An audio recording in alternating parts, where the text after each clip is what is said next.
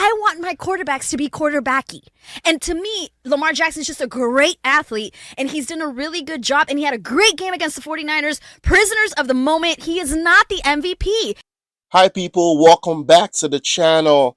Today, I'm going to be discussing Lamar Jackson and if he's quarterbacky enough.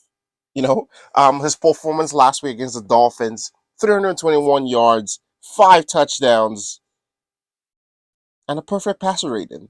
The third perfect passer rating of his illustrious NFL career, and that is the same total compared to some guys that are retired and are in the Hall of Fame.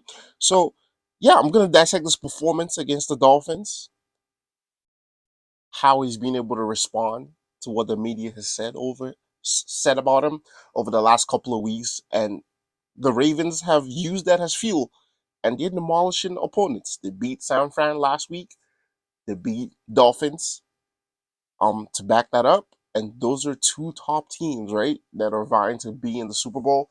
I think Dolphins are going to be the number 2 seed in the AFC. And we all know that the 49ers already clinched the number 1 seed in the NFC.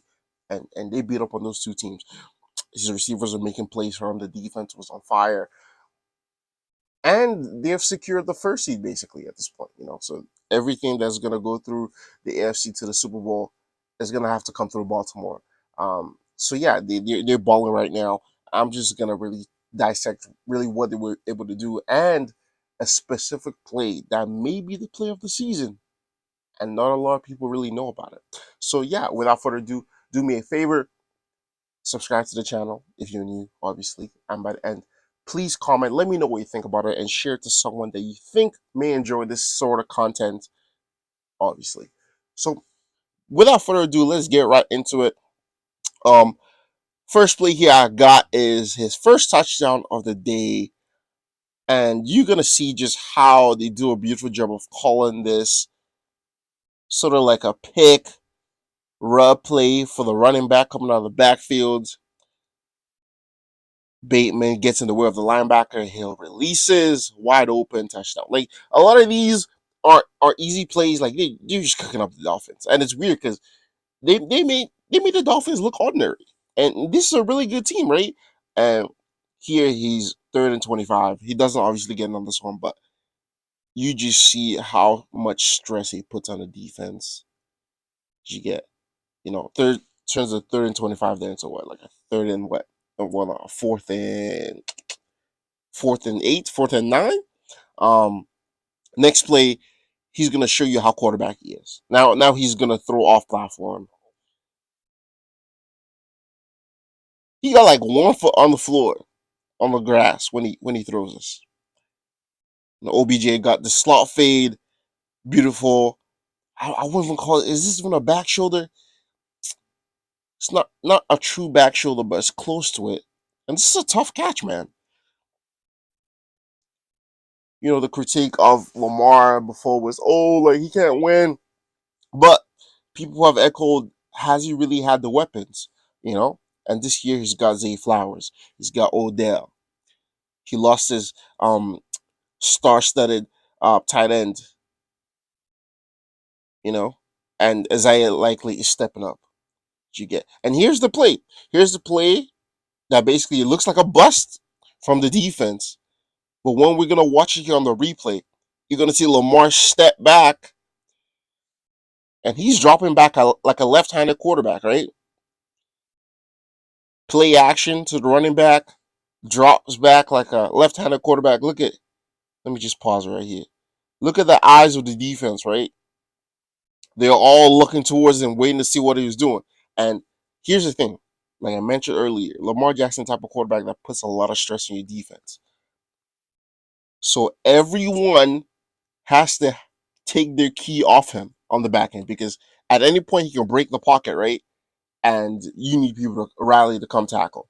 And this is one of the situations where the defenders were cheating, trying to offer help, obviously to the front seven or whatever, and they lose sight of their responsibility of Zay Flowers, and he sneaks into the back, wide open for a touchdown. You get, and obviously Zay Flowers also a baller, first round pick out of Boston College last year. And yeah, man, this is just simple things where Lamar's just letting you know I'm not just a great athlete out here. I'm also a cerebral athlete. You know, I got great IQ. Like I know what the defenders are trying to do and try to cheat off, and I'm going to use that against them. Even the safety on the Dolphins came out and talked about this. I'm going to play this video right now. He dropped back left-handed and turned his shoulders and threw the ball right-handed. Like I'm seeing it because I got my eyes on him. I'm in fire zone, so we're dropping down, and I'm like, why is he dropping back like he's about to throw the ball with his left hand? Then he flips his shoulders, throws a dime to Zay Flowers at the sideline. I was like, that was pretty dope. Just you can see what I'm talking about here. But yeah, man, like look at that. Even the other safeties can like come out and they're gonna, yeah, like, man, nothing I can do about that. He's just a great player. You get.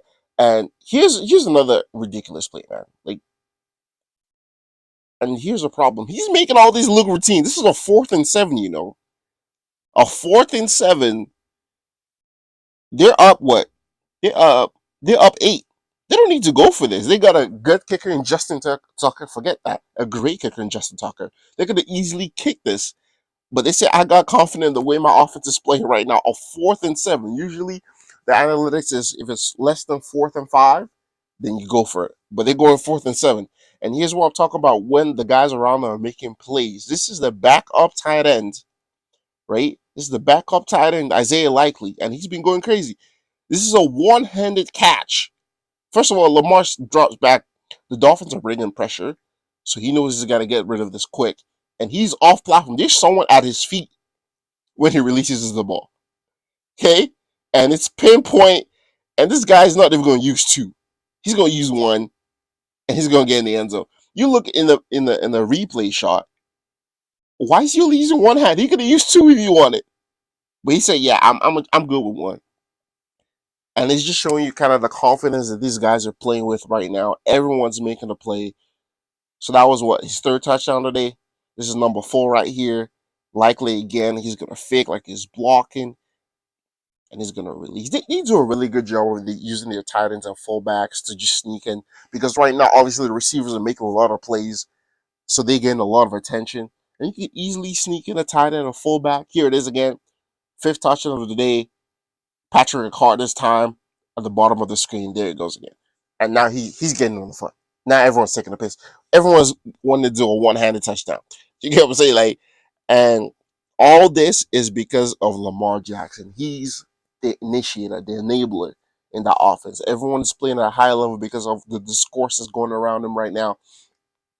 Oh, should he be the quarterback? The MVP for this year. Is he good enough? Is he as good as Pat Mahomes? Is he going to be able to win a Super Bowl finally? He's only scored 52 points in 4 playoff games. He only got his first playoff win recently.